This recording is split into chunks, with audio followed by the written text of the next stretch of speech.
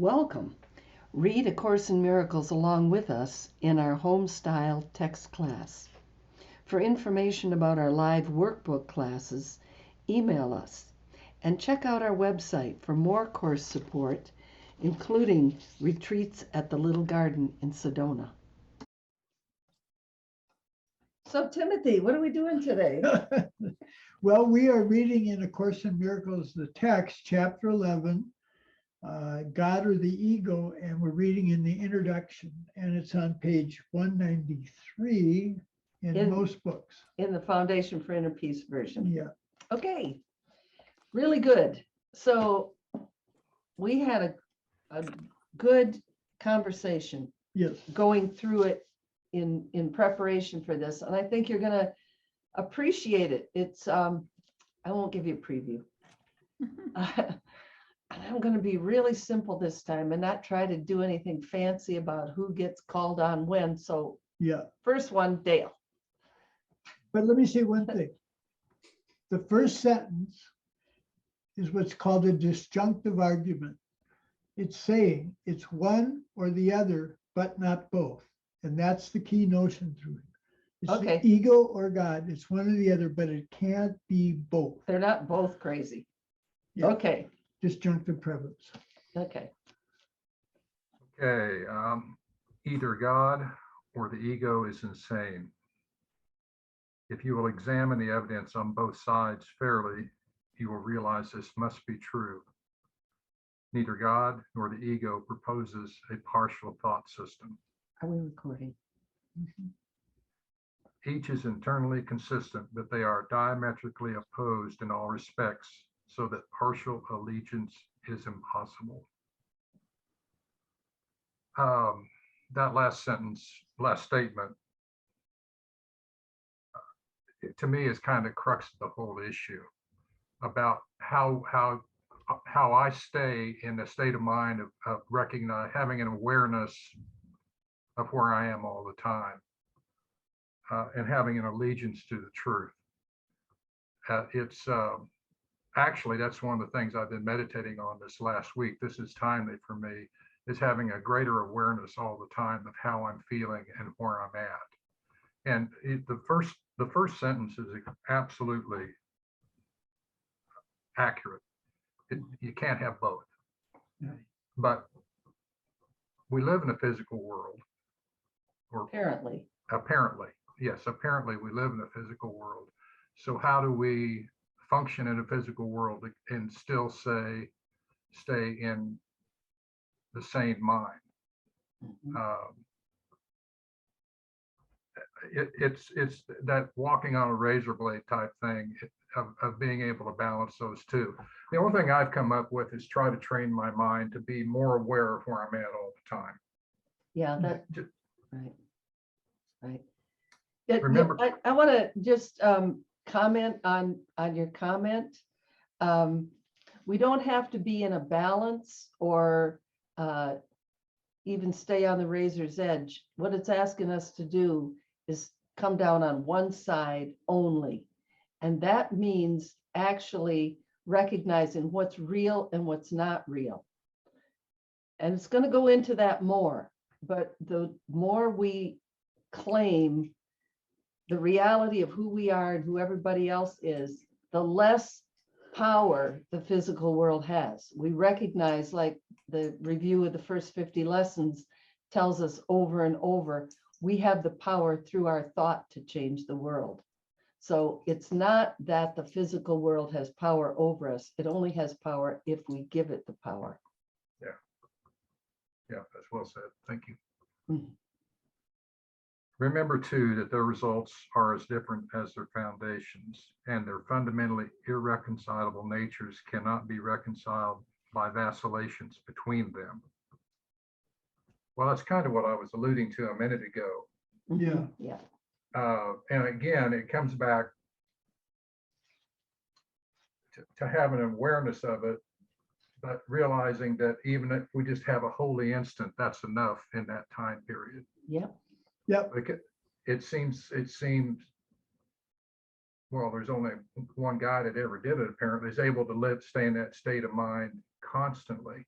And I guess what I'm getting at, I'm trying not to put too much pressure on myself to thinking that I have to live in that state of mind all the time, because I'd like to, but it's really, really difficult with all what the world throws at us constantly. Right So on. just a holy instant Mhm. Yep.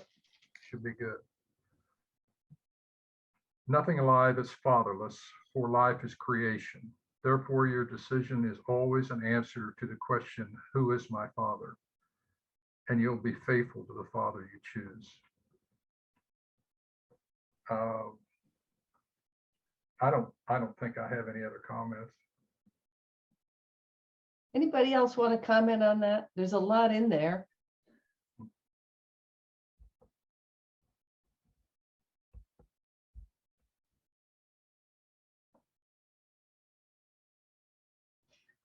The whole idea of what is my father?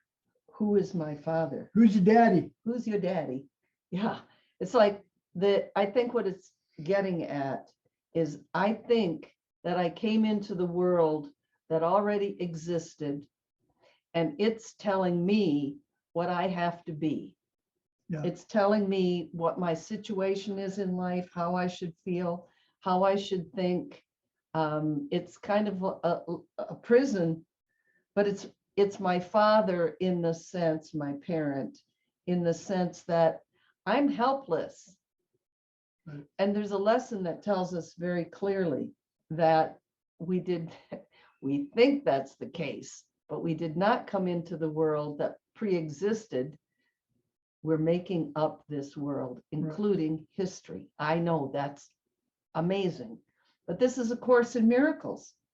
It's not asking us to fit miracles into the old paradigm. Right. It- But I like what he's saying is not to feel guilty For sure. if you're in that, because that's Absolutely. exactly what the ego is going to do, is go, see, you're not a good course student, Yeah. right? Mhm. So, but the course keeps it simple. It's like, is this being done to me or by me?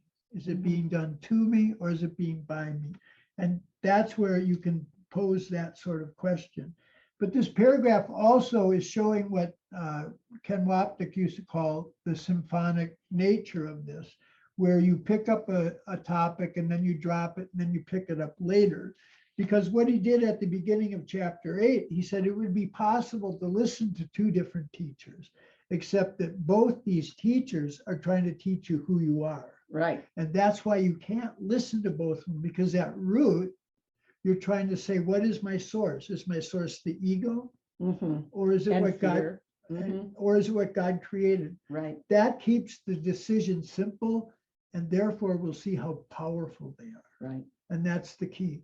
Right. That's our one job, is to see how powerful our decisions are, that no matter what's going on, we can make another choice.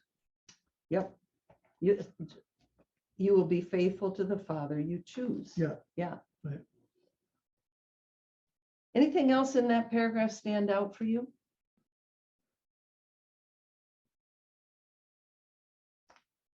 Well, then let's go on. Connie, would you read 2, please?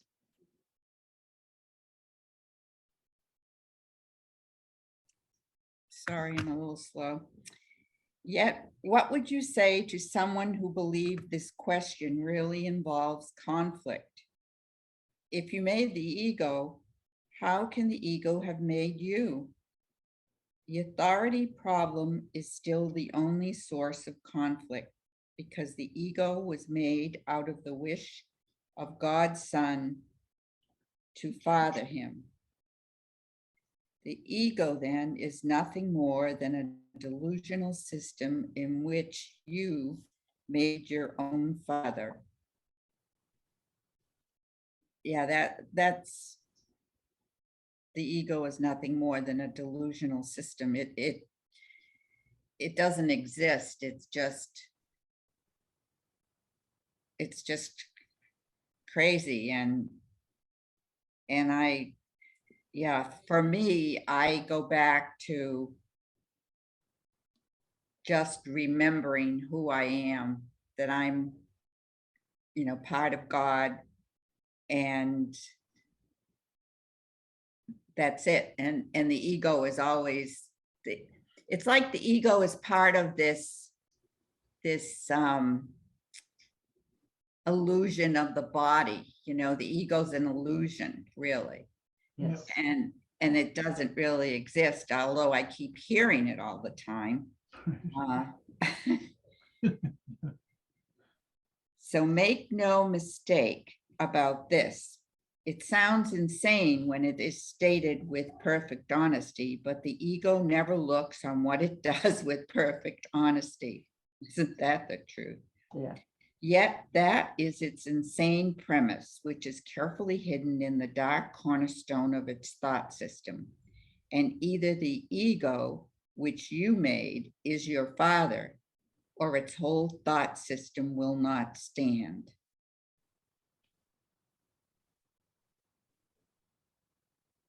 Well, it can't be my father because it's just delusional. It just doesn't exist. Yeah. It's a dream. Yep. And all these egos, I mean, when you think about it, it's in this dream, there's all these egos playing out the stuff. And so all these egos get caught up and it's all crazy. See, I think you articulated the key notion is that all of our thinking starts with, what do I think I am? Mm-hmm. And from that, everything follows. Right. From what I think I am, I will believe certain things, I'll have faith in certain, I'll perceive certain things. That's why there's no order of difficulty in miracles, Right. because I can say, I'm not a body, I'm free, I'm still as God created. And then everything else will change from that. So that's the root. And it says in sentence 3, the authority problem is still the only source of conflict. So remember going way back, it talked about who is our author. Yep. And we're fighting against God for our authority. I want what the ego. I want what I see to be real. I want what my thoughts are to be true. Not what God says. Forget God, me, ego. So that's the authority problem, and it's the source of all of our conflicts. Right. And it's also rooted in, I believe something outside that's happening outside me, Yes. including my body, is defining what I am. Yeah, That's how it hides that we made it up. I know. But if we made it up, how could it be making us? That's his rational argument there. Right, that's that last sentence. And you can Yeah. see, I mean, I remember being at a party with a guy and he was going through a midlife crisis and he was saying, I just need to make myself over again. Yeah. I just need to make myself different. Uh-huh. And so there's a part of the mind that recognizes that you're always making your concept of yourself. Right. Like, you know, I'm a man, this should be this. I'm a philosopher, I'm a mother, I should do this. We're always making an ego. Yeah. we- And what the course is asking us to do is to undo. So that's the real change. yeah, You know, if the guy at the party had recognized, I need to undo the ego completely. yeah. Yeah. But this, something also I want to say that addresses something you all have been talking about. Lost it. Sorry. That's all right. Yeah, So they that, probably come to me in a very inappropriate time. well, but I think, I don't know if you were playing it. So in 7, it said, yet that is its insane premise, which is carefully hidden in the dark cornerstone of its thought system. Uh-huh. So that's what it's saying, is that there's this idea there that we can find out, but it keeps getting hidden as our foundation of self. Like Okay, the ego. right. Mm-hmm. And it's this belief that something else is making me what I am, I'm a victim of the world I see. right? Yeah, Something else, that's ego. something else other than my thoughts Yeah. are making me. Okay. Let's see now. Kathy, would you read 3, please? Sure. You make by projection, but God creates by extension. The cornerstone of God's creation is you, for his thought system is light. Remember the rays that are there unseen. The more you approach the center of his thought system, the clearer the light becomes. The closer you come to the foundation of the ego's thought system, The darker and more obscure becomes the way. It's kind of like when your ego hijacks your thoughts and you it just spins even faster and tighter.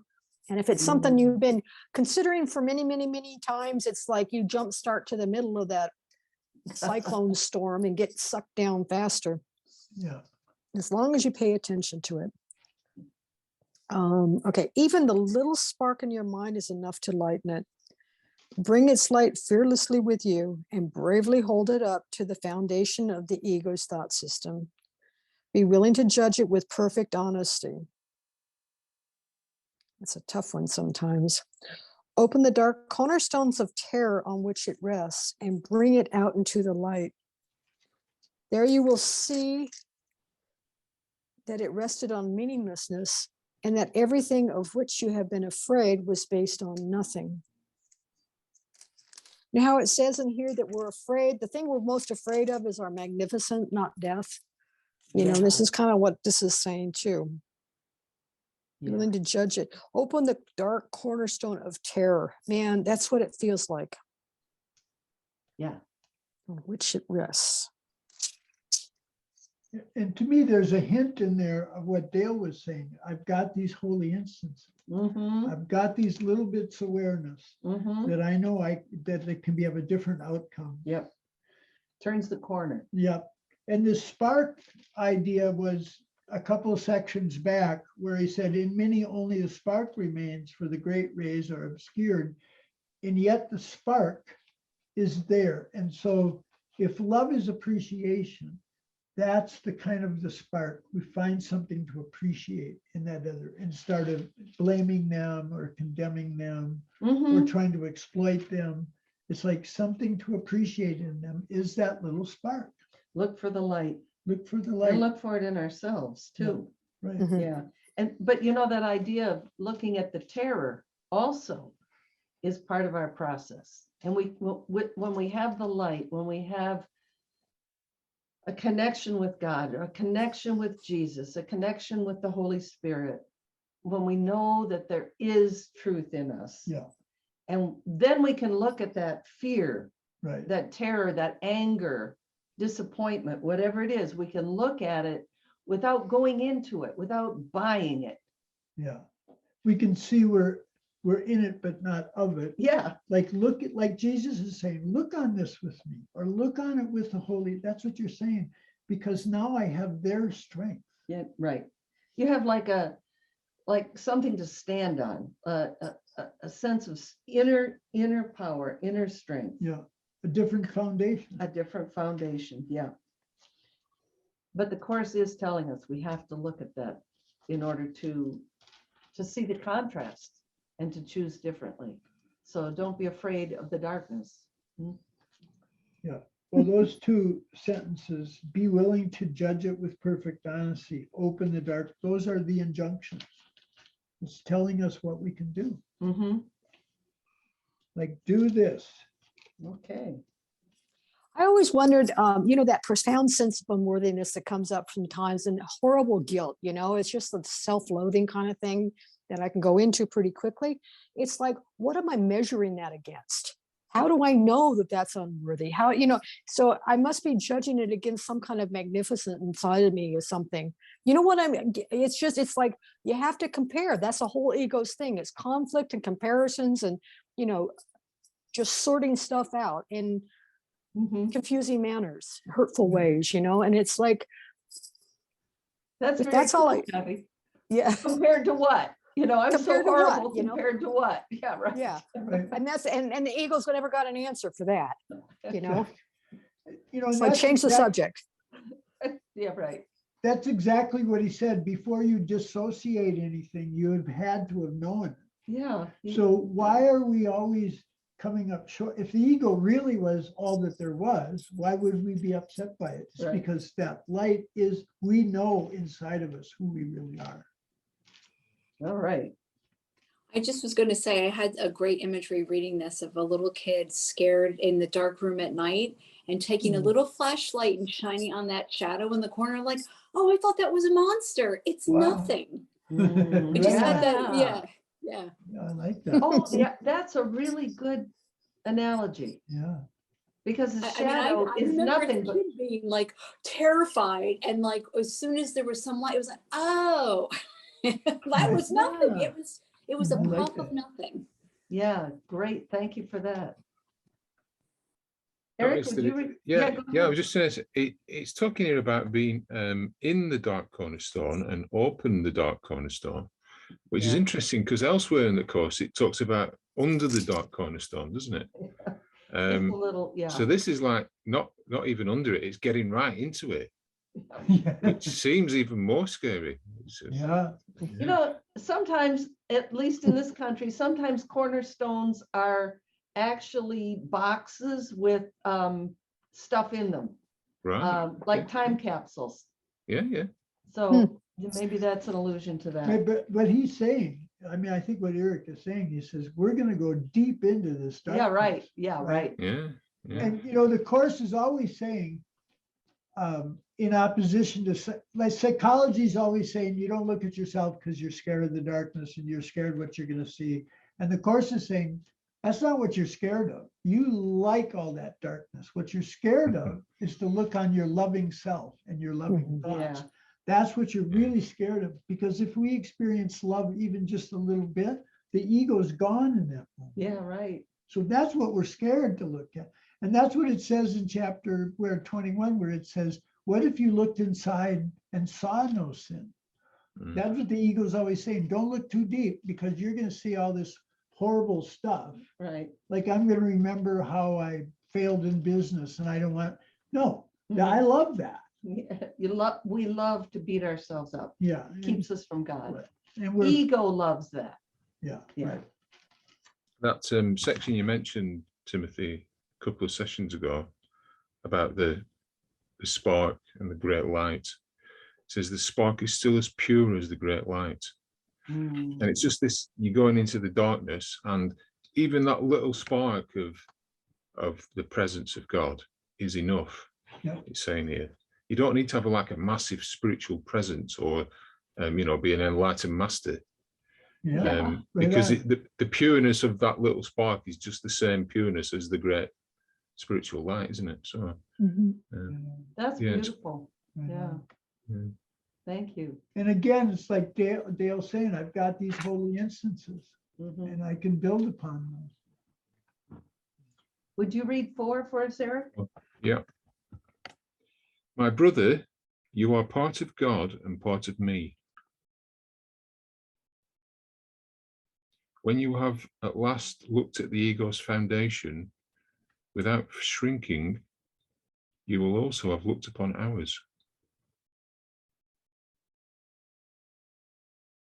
I come to you from our Father to offer you everything again.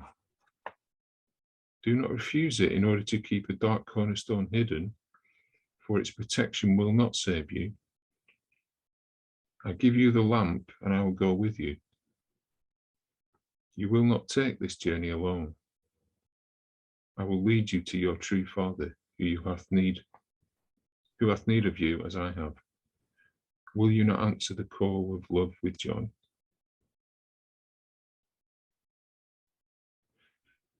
Struck by sentence 3, I come to you from our Father to offer you everything again, Mm.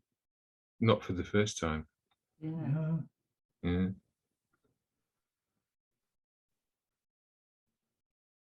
You know what's So what- stood out from you? Go ahead, Eric. Yeah, no, it's just that second sentence. When you've at last looked at the ego's foundation without shrinking, you will also have looked upon ours.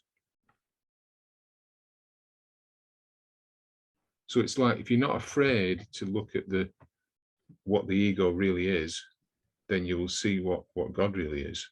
Yeah. Yeah. Yeah. I was struck with that first sentence. My brother, you are part of God. Okay, that's a thought that has been repeated over and over. And part of me, part of Jesus, part of the Christ. You know, there's some good things in the manual and in the clarification of terms about who is Jesus. You know, Jesus is the Christ, as we all are. And there's only one Son of God, so we are part of him. I Yeah, tend to think of him as a personality, right. and that's not what he's saying. But to think that we are part of Jesus, we are part of that expanded sense of self it's just Wasn't that the moving me. wasn't that the Eucharist? It was always the blood and body of Jesus. Oh, let's not talk about that. Well, no, but I mean, I that's, don't want to get into Catholic theology. no, I know, but Yeah. that we're a part of him has always been the idea, hasn't it? See, I like what what Eric pointed out is he's offering it again. Yeah. And there's a part in, I think it's a manual or clarification of terms. He says, you were with me when I was crucified Yeah. and resurrected. You were with me even then as you are now. Right. You know, he's Yeah. offering it again. Yeah. I like that. That's really. Well, and also in our creation, we were offered everything. Yeah. And we just decided to try something else. Little detour into fear. I think in the teacher's manual under Who Are the Teachers of God, he says, I've called to everyone and I call and call, but only some. So it's similar, right? He's coming again to offer. It's only some of us that hear and respond. Yeah. Right now. Yeah. Right now, yeah. I'm glad we're doing it now in this lifetime. I'm grateful. Yeah. And, Jesus's claim is, he said, I identified with the whole of the Christ. And that's the why thing. I can be here for anybody and everybody, That's right. because I totally identified with that one self. The one self. And that's right. what he's bringing. That's what it's about. Yeah. Laura, would you read paragraph 1 of the Gifts of Fatherhood, please? Sure. You have learned your need of healing. Would you bring anything else to the sonship, recognizing your need of healing for yourself? For in this lies the beginning of the return to knowledge, the foundation on which God will help build again the thought system you share with him. Not one stone you place upon it, but will be blessed by him, for you will be restoring the holy dwelling place of his Son, where he wills his Son to be and where he is. In whatever part of the mind of God's Son you restore this reality, you restore it to yourself. You dwell in the mind of God with your brother, for God himself did not will to be alone. So the whole paragraph is just a reminder of, as I receive atonement for myself, I'm healing the sonship's mind, the one mind. Right. And to be conscious of, number 2, would you bring anything else but healing to the sonship? Recognizing the need that you have for healing. So why would you do anything different for your brother? Yeah. And number 4, not one stone you place upon it will be blessed by him. So I don't know if that's maybe another reference to cornerstones of right-mindedness instead of the cornerstones where we think those shadows are. That's the question I was going to ask, is specifically, what is he, when I read that, what I'm thinking he's saying is not one stone, meaning not one idea that you have about yourself will but be blessed. Everything will be blessed. Yeah. All of the ideas you have about you, not one stone you place upon it. And then, that's the foundation of the thought system. So is that taking your thoughts and having Holy Spirit give you right perception on those? Yeah. Right. So I bring up, an idea about myself that maybe not true or nice, and then it's blessed. And then I start to build that foundation of remembering who I am. Or Yep, Yeah. I think Healing that's it. Right Yeah. thinking, right perception. Yeah. Anyone else? Well, let's go back to Dale for number 2. To be alone is to be separated from infinity. But how can this be if infinity has no end? That's really an important sentence, because there's really, with the development and awareness, never to feel alone. They're really not necessary to. Yeah. And I'm sure we've all had moments in our lives when it would just felt so isolated and alone. And that's one of the reasons I came to this work, because I was around so many spiritual, religious things, but I never felt connected Mm. until I got to this work. So that sentence has a lot of meaning into it. That it's and the thing that's become a word to me. It's really, once we get past our negative, our wrong thinking, that it's so easy to access. It's just a matter of retraining our minds. It's so simple to access it. So why have I done this to myself my entire life? That's the human condition. Well, you Yeah. never remember, but insanity by definition, there is no reason to it. Yeah, right. It's like, Yeah. yeah, I just want a different outcome. No one can be beyond the limitless, because what has no limits must be everywhere. There are no beginnings and no endings in God, whose universe is himself. Well, I don't know if this is particularly relevant, but I have some friends that are going through a lot of issues, severe health issues, and they're very worried about this body and leaving this body. And that sentence spurred that thought in me, that there's really, if you have this awareness, there is no end. This thing is not really real. Right. But it takes getting again to that point where you have an awareness to be rid of that fear and the terror that was mentioned just in the previous paragraph. Mhm. Yeah. Let's see here. Can you exclude yourself from the universe or from God, who is the universe? I and my Father are one with you, for you are part of us. Do you really believe that part of God can be missing or lost to him? I think, as I mentioned before, I spent a big part of my life feeling that I was separated.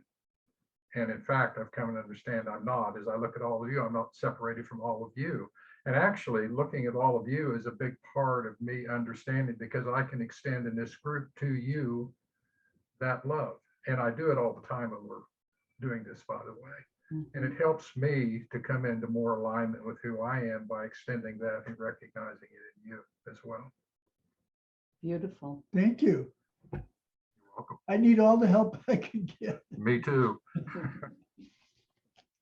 Oh, God. So look at how he's reasoning with us. Like it could be, we can kind of accept that maybe our love is limited. And when we come up with ego lack attacks, we're basically denying love. We're Mhm. basically denying abundance. Sure. But he said, if you're doing that, look at the last sentence. He's saying, if you believe that you're lacking love, you're lacking abundance, what are you really believing about God? Can you really believe that part of God can be missing from him? Yeah. I mean, if we're a thought in the mind of God, Yeah. how could we have left that? Right. Right? Yeah. And if we left, then that would be God. There's a hole in God's mind. That doesn't make It sense. doesn't make any sense. No. I think it's interesting how he's defining the universe. Mhm. There are no beginnings and no endings in God, whose universe is himself. The universe is everything that's real. And the universe is God. God is everything that's real, and that includes us. Yeah. And this whole thing is about what's real and what's not real. Nothing real can be threatened. We're part of the mind of God. We cannot be threatened. When we take our identification away from our bodies, our possessions, our position in our town, whatever it is, we move from the unreal to the real. And that's our only job here on earth. Yeah. Right. Removing the obstacles. He's telling us Our job is not to be perfect or to know completely that we're perfect. Our job is to remove the obstacles. That's what we're doing while we have Yeah. perception. And We're cleaning out the stable so we can find the pony. and we are use discrimination. It's not analysis, like what's real? Yeah, What's real? What's really real? Is my body, which won't last, is that real? by definition, it's not. Yeah. Is this, at this point, can I bring up this reference to the lessons? You can today? do whatever you want. So when we are doing the workbook lessons, and it's in this review of these 5, my holiness envelops everything I see. My holiness blesses the world. There's nothing my holiness cannot do. So he's always saying, like he's saying here, is you begin all of your thinking with who do you think you are, Mhm. right? Yeah, And what you have to do is remember who you are. But the way that the Course does that is it shows us how we can function mhm, in order for us to remember who we are, right? right, So if I can offer only holiness to the world, right, if my holiness can bless the world, right. if there's nothing my holiness cannot do, then I'm going to infer I must be still part of God's holiness. Yeah. So he defines us functionally. And you could also see a parallel there with forgiveness. Right. Claiming our holiness and everyone else's holiness is letting go of the ego's judgments, and Yeah. that is forgiveness. Yeah, forgiveness is positive. It's about the goodness of your heart, not how do you get out of this horrible sense of what's going, right? It's Well, something yeah. positive about it. That's good, yeah. Is there anything else about that paragraph you'd like to comment on? It's a really good one. No one, that's you, no one can be beyond the limitless, because what has no limits must be everywhere. That's what we really are. Right. We are everywhere and everyone, seeing ourselves through this lens of the body. Right. So again, this is symphonic of what he's bringing up here, because in 8, What, chapter 8? yeah, in chapter 8, he said, I am with you always, even unto the end of the world. That is why I am the light of the world. If I'm with you in the loneliness of the world, the loneliness is gone, There we go. right? I can't be alone in anything. Mhm. We can't exclude ourselves from the universe. Right. Oh, I want to also mention in sentence 5, I and my Father are one with you. In the Bible, Jesus is quoted as saying, I and the Father are one. Here he's saying, I and the Father are one with you. It's the whole theme of the Course, how the Course is a development of what we see in the New Testament. Yeah.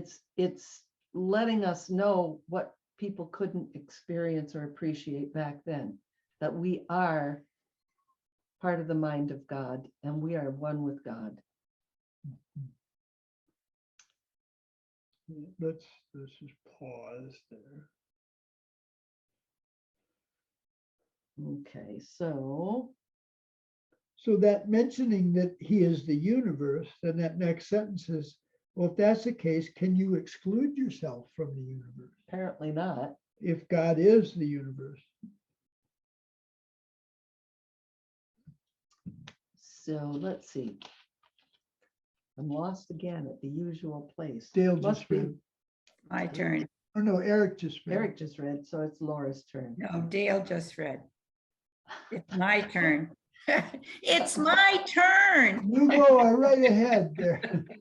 I'm Go back ahead. at 5 years old. If you, excuse me, if you were not part of God, his will would not be unified. Is this conceivable? Can part of his mind contain nothing?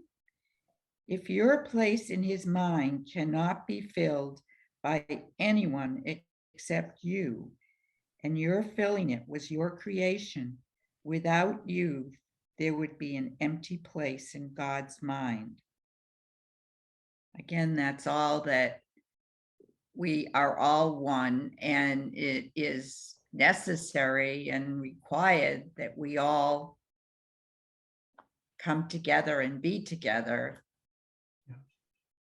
And how is that worded in the course at the end, that we will, you know, we need to bring along everyone, that Right. extension cannot be blocked and it has no voids. It continues forever, however much it is denied. Your denial of its reality may arrest it in time, but not in eternity. I can keep forgetting, but in eternity, eventually, I will remember. That is why your creations have not ceased to be extended, and why so much is waiting for your return. Hmm.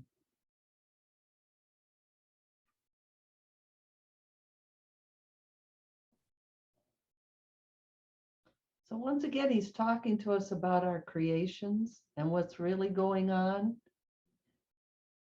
It's been suggested that if we think of this as analogous to a person who is doing a virtual reality game, that the true self is like the person who's, you know, wearing this device and having a full-blown experience of being what, you know, climbing Mount Everest or parachuting or whatever it is.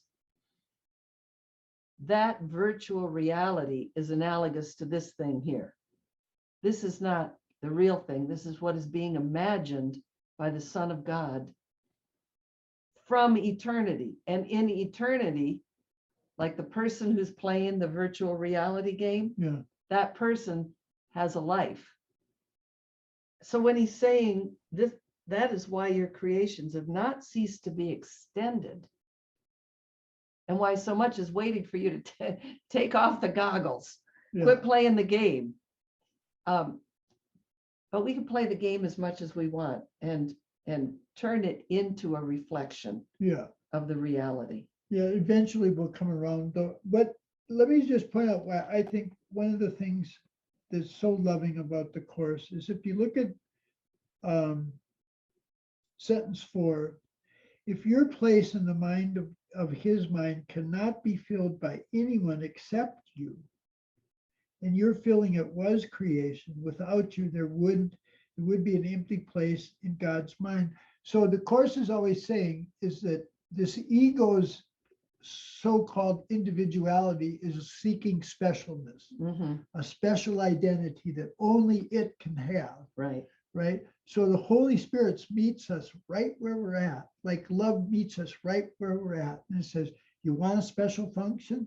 Then we're giving you a special function, which means at any point in time and space, you can offer forgiveness, you can offer miracles. Yeah. At any point in time, your love is not limited. Right. Your ability to do miracles, and only you can do those ones. Yeah. I mean, that's the very thing that we made up that's keeping us in hell. He Mhm. can take that very thing and bring us back to love. Thank God. Yeah. Yeah. Can't be I filled have a by, question. So this paragraph is necessary all because we had that crazy mad idea, right? right? Okay, Yeah. I just need to connect it to the big picture. Yeah. That's it. And he's so clear from the little hindrance that the moment we thought of trying to separate from God, at that very moment, it was healed. Yeah. And all that we're doing, whenever we're upset, we're really just recalling that one moment when we thought, bye-bye love, bye-bye God, and then, oh, what happened? I must be punished, so I'll punish myself. Yeah. Let me suffer. And that's why the the holy story. instant is there, because Yeah. at any given moment, I can make another choice. Yeah. Yeah. So Why is are that you all? not rejoicing? Is that also kind of a call out to our special function or our function in salvation? Yep. Yeah, how we all have something. So that's in chapter 14, section 4. So what he said, our guilt in fact arises from our failure to fulfill our function in God's mind. Mm, That's the That's it. cause of all guilt. yeah. And the real function is simply to remember our holiness, our goodness, our connection, our oneness. Yeah. That's our real function. But then here in this perceptual world, there's going to be an expression of it. Something that really expresses that for you. That is also part of the special function. But we get too hung up on the expression. It's like, oh, it's all about my career, or it's all about, what I'm going to do. That's only an after effect. Right, but that's also to me what's so loving, because he's saying the change isn't so much of what your personality's like or the forms of your life. The change is in the purpose of it, Right. because the purpose is no longer to maintain an illusion of who you are. So I'm still perhaps going to be a father and a husband and a tree trimmer or whatever I am, but now I've changed the purpose Yeah. from forgetting who I am Right. to remembering who I am. Right. I mean, that is so gentle, because then I'm not fighting against myself. I'm not Right. fighting against my personality. Right. Right. I'm just giving it another purpose. One of the mainstays of the course for me, and we all have our own, is God's will for me is perfect happiness. Yeah. So if I'm in a place where I think my function, or that what I should do, is sacrificial, is painful, it's loss and lack and need and Fighting for my way. yeah, right. If it's all of that, it is definitely not my special function. Yeah. Okay. The only thing other thing I wanted to say was we had been talking about listening Mm-hmm. in this. Uh-huh. So hearing the ego doesn't mean you're listening to it. Right. The ego's voice is always still, as long as we're embodied, the Right. ego's voice is Little probably devil on your shoulder. it's Always. always going to be, but we don't have to listen to it. It's like a 2-year-old. Yeah, right. Yeah, it is. Okay, you know what? Our screens are in different orders. So it's Kathy. Okay. My turn. All right, very good. Waiting is only possible in time, but time has no meaning. So as long as we believe in time, we're waiting. As long as we're waiting, time will happen, right? That's Yeah. pretty much what goes on here.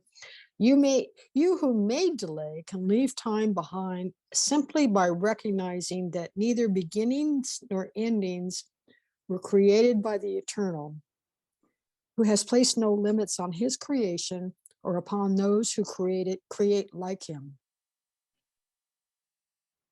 You do not know this simply because you have tried to limit what he created. And so you believe that all creation is limited. How then could you know your creations having denied infinity? So basically, it's like those great rays were the ego is pretty much stopping the flow, the light, the creation, the extension of our creations, all that stuff. When we're Mhm. waiting and believing in time and feeling guilty and doing all those other things, we're actually blocking who we really are. Yep. Yeah. And we created it. So we can, and since we created it, it's up to us to get rid of it. The waiting period, right? Oh, the time. Well, Yeah. Takes to no give time. give time to the Holy Spirit. Mhm. Yeah. I want to just, put a point on this. Yeah. He placed no limits on his creation. There's no beginnings or endings in creation. So this is also reinforced in the lessons. God did not create this world. God did not create the physical world. everything that has a beginning and an ending Right, is not creation. But the life right. is God's creation. The life just keeps manifesting, showing up for us in different forms, constantly, but those forms are not creation. That's right. So all things are lessons God would have me learn. I place the future in the hands of God. He says, we know that you believe in time, right? Mhm. You believe in time, and that's very deep. It's very unconscious. So he said, so he doesn't say, just go to timelessness, but just realize the only time is the present. That's the holy instant. That's the holy instant. Yeah. And the reasoning is, if you realize, even if you're thinking of past thoughts or future anxieties, you're doing that in the present, Yeah, right. right? Yeah. So this is a little nerdy, but hang with me on here, okay? He's saying eternity does not do these beginning and ending because Right. it's always, Yeah. right? Yeah. So Changeless. Augustine, who was the first Catholic philosopher, he realized if there's eternity, there can't be any such thing as time. Okay. And if God is all loving and all powerful, there really can't be anything as sin. But then he made a choice. This is a conscious choice in history that the average people can't understand that. Uh-huh. So we have to speak to them as if they're sinners. But this course is saying that time's over. Yeah. We can understand. We can this. understand We this. can understand there's no beginning and endings. This is not what what our culture is steeped in Right. for thousands and thousands of years, but we are capable of understanding this now. And those are his little arguments here. Do you really believe that part of God could be lost to him? Mhm. You know, we can really understand the timelessness Right. in the holy instant. Yep. Done. Okay. Eric, could you read 5 for us, please? The laws of the universe do not permit contradiction. What holds for God holds for you. If you believe you are absent from God, you will believe that he is absent from you. Infinity is meaningless without you, and you are meaningless without God. There is no end to God and his Son, for we are the universe. God is not incomplete, and he is not childless. Because he did not will to be alone, he created a son like himself. Do not deny him his son, for your unwillingness to accept his fatherhood has denied you yours. See his creations as his son, for yours were created in honor of him. The universe of love does not stop because you do not see it. Wow. Nor have your closed eyes lost the ability to see. Look upon the glory of his creation and you will learn what God has kept for you. The universe's love does not stop because you do not see it. Before.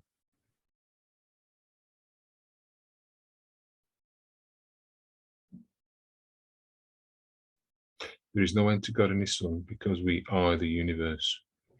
It's like what you were saying earlier, John, about I and my Father are one with you.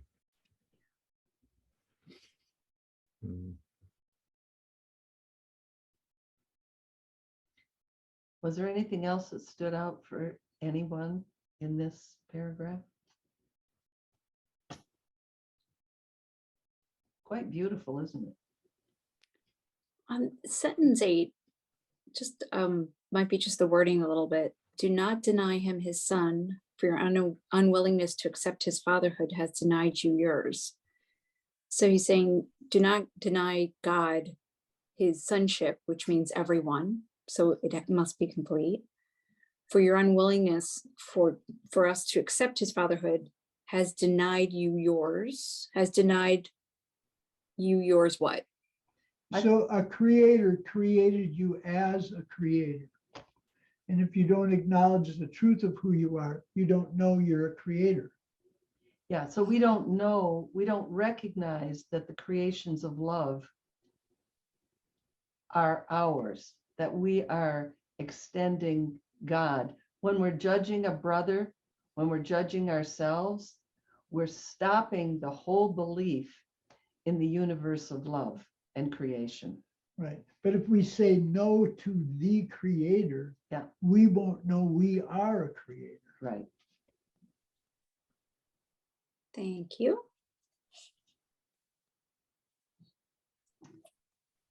So it must be Laura's turn. No, it's, oh yeah, he just read. You're right. You're right. Oh, good. God has given you a place in his mind that is yours forever. Yet you can keep it only by giving it as it was given you. Could you be alone there when it was given you because God did not will to be alone?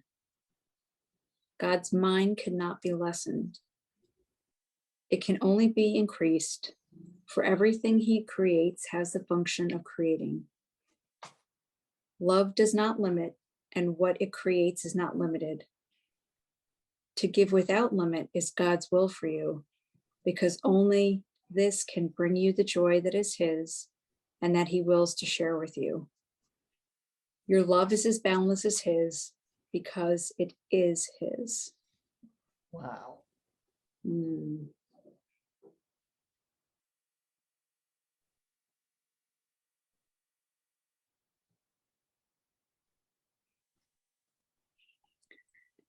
It's a good summary of just saying, it's almost as if God can't be whole without one of us, and certainly we can't be whole without all of us either.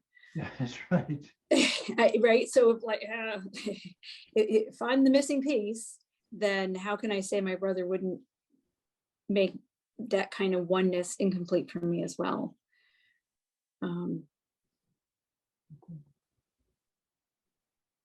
And he's saying when you create with love, that's limitless, and it can only extend and only be increased. And I think, well, that's obviously what we have. One of our biggest challenges with in form is just believing in limits and not, well, obviously we can't understand really what God is, right? So in this experience in this form now, and really it's only ourselves that limit the love of our and the gifts of our Father. Right. Right. I'm noticing how in sentence 7 and 8, there, I'll read a couple of phrases that are parallel. To give without limit is God's will for you. And in 8, your love is as boundless as his. So boundless and without limit. And what are we giving is love. Yeah. And the identity Right. of who everybody is, even people you don't like, even people who are doing things you don't like.